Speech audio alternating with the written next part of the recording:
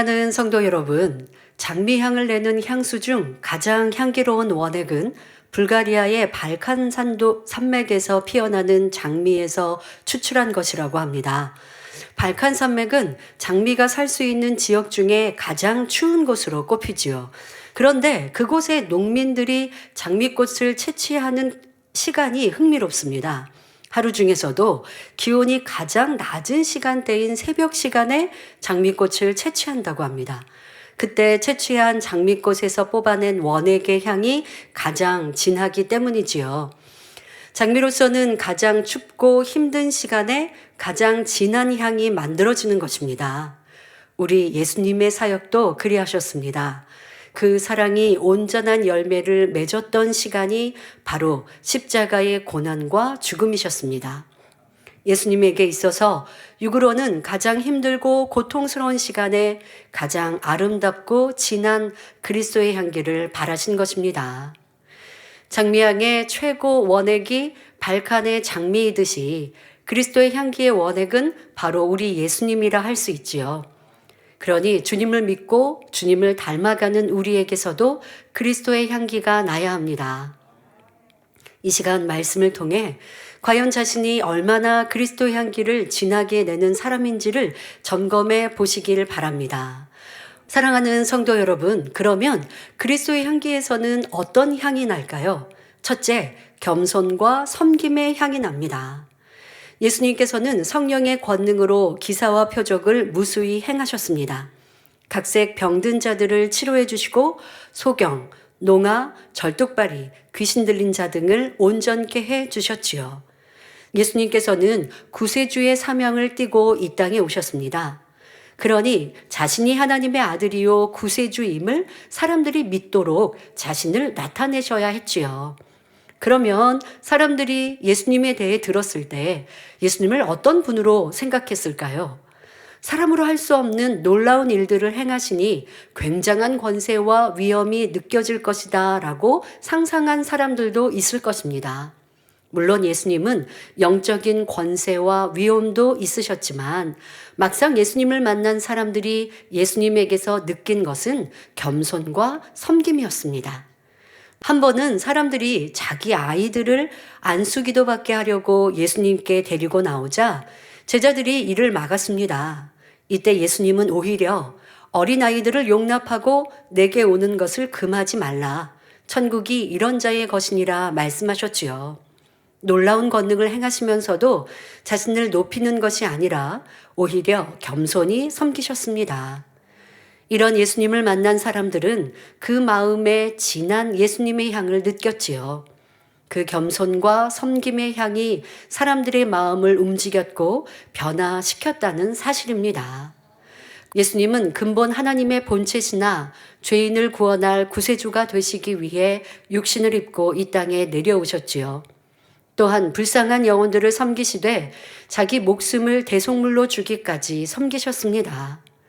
이러한 예수님의 겸손과 섬김으로 우리는 영생을 얻었습니다.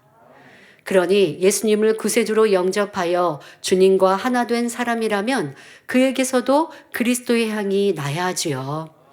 억지로가 아니요 다듬어진 교양에서가 아니라 마음으로부터 상대를 소중히 여기고 귀히 여기는 선이 가득할 때 이룰 수 있는 것입니다. 그럴 때 상대의 마음을 열 수 있고 신뢰를 얻을 수 있지요. 이렇게 상대의 마음을 얻을 때라야 내가 전하는 복음도 잘 심겨줄 수 있습니다. 겸손과 섬김으로 그리스도의 향을 바라면 직장 등 사회에서 만나는 세상 사람들도 여러분을 존중하게 됩니다. 여러분은 스스로 낮추고 섬기는 자가 되었는데 오히려 결과는 존중받고 섬김받는 것이죠. 이것이 진리요 하나님의 공의입니다. 만일 여러분의 남편이나 아내나 자녀나 친구나 이웃이나 동료가 전혀 이해되지 않는 말을 한다고 해봅시다. 그러면 대부분의 사람들은 자신의 입장에서 상대의 말이 옳고 그른가를 판단하여 대꾸하지요. 이는 내 마음을 낮춘 것이 아니라 상대보다 높은 데 둔 것입니다. 자신의 마음을 낮추고 상대의 마음을 이해하려고 한다면 부딪히지 않습니다. 자, 그런데 상대의 마음을 잘 이해하기 위해서는요, 상대의 말을 끝까지 귀 기울여 들어주는 것도 굉장히 중요합니다. 자, 그렇게 되면 상대가 입술로 내는 말 그뿐만이 아니라 그렇게 말할 수밖에 없는 상대의 마음이 이해될 수 있습니다. 어떤 경우는요, 꼭 답을 주려고 하지 말고 잘 들어주는 것만으로 상대에게 위로와 힘이 될 수도 있습니다. 틀린 말이나 또 자기가 악으로 막 주장하는 사람이라도 변론하지 말고 정죄하지 않으며 사랑으로 묵묵히 기도해주며 기다리는 섬김이 필요한 것입니다. 그러면 성령님께서 상대의 마음을 움직여 주실 수 있지요. 특별히 가족이나 직장, 동료 등 이해하고 섬겨야 하는데 도무지 이해할 수 없고 답답한 사람이 있습니까? 이렇게 자신을 낮추시고 섬겨보시기 바랍니다. 육으로 보면요, 엄마들은 말 못하는 아기라도 그 아기의 마음을 잘 헤아려서 맞춰주는 것을 볼 수 있습니다. 갓난 아기들이 무슨 말을 해요? 말 못하죠? 그런데 엄마는 아이의 이런 소리를 들으면 아이가 원하는 것이 무엇인지 잘 알아차립니다. 배고프다는 건지, 안아달라는 건지, 기저귀를 갈아달라는 건지, 놀아달라는 건지 대충 알 수 있지요. 왜 그럴까요? 이는 엄마가 오직 아기를 섬기고자 하는 마음뿐이기 때문입니다. 엄마는 갓난아기에게 자기 주장을 펴지 않습니다. 아기에게 엄마 대접을 받으려 하지 않고 오직 섬기려고만 하지요. 성도님들이 믿지 않는 남편이나 아내, 자녀들을 이런 자세로 섬겨보십시오. 내 생각, 내가 원하는 모양을 정해놓고 상대가 그렇게 하지 않으면 싫고 짜증스럽게 생각하고 있지 않은가. 특히 가족 간에서 이런 모습이 많습니다. 내 배우자, 내 아내, 내 남편이 이렇게 해줬으면 좋겠고 내 자녀가 이렇게 해줬으면 좋겠고 라고 하는 걸 딱 정해놓고 그렇지 않으면 화가 난단 말이에요. 자, 이거는 내 악이에요. 자, 이러한 모습 말고요. 그럼 어떻게 해야 될까요? 이런 모습으로는요, 섬기고 이해하여 상대를 변화시키는 그리스도의 향기를 바라고 있는 것이 아닙니다. 그럼 어떻게 하면 되느냐? 상대의 모습이 어떠하든 그냥 그 모습 그대로 이해하고 따뜻하고 선한 말을 내기 위해 기도하고 노력하면 됩니다. 자, 믿음의 가족과도 마찬가지입니다. 내가 더 믿음이 크다고 생각하시는 분이 믿음이 어린 영혼을 어머니와 같은 크고 넓은 마음으로 섬겨주시면 됩니다. 그렇게 자신을 낮추며 섬기는 여러분을 통해 바래지는 그리스도의 향이 상대의 마음에 반드시 감동을 줄 것입니다. 사랑하는 성도 여러분, 그리스도의 향기에서는 둘째로 사랑의 향이 납니다. 베드로나 사도 바울이 변화될 수 있었던 가장 큰 이유는 무엇일까요? 베드로는 예수님을 3번이나 부인했지만 예수님은 베드로를 외면하지 않으셨습니다. 또한 사도 바울은 예전에 주를 믿는 성도들을 잡아 죽이러 쫓아다녔던 사람입니다. 그러한 그를 주님께서 친히 만나 주셨고 용서하셨으며 오히려 사도로 삼아 주셨지요. 이러한 주님의 사랑이 사도 바울의 마음도 변화시켰던 것입니다. 우리도 마찬가지입니다. 우리가 처음 주님을 만났을 때 우리의 마음을 녹였던 것은 주님의 십자가 사랑이지 않습니까? 주님을 알지도 믿지도 못한 우리를 위해 그처럼 온전한 희생을 하신 주님의 사랑이 너무도 고마워서 많은 눈물을 흘렸지요. 이러한 주님의 사랑이 여러분을 통해 나타날 때 사람들은 여러분에게서 그리스도의 향기를 느낀다는 사실입니다.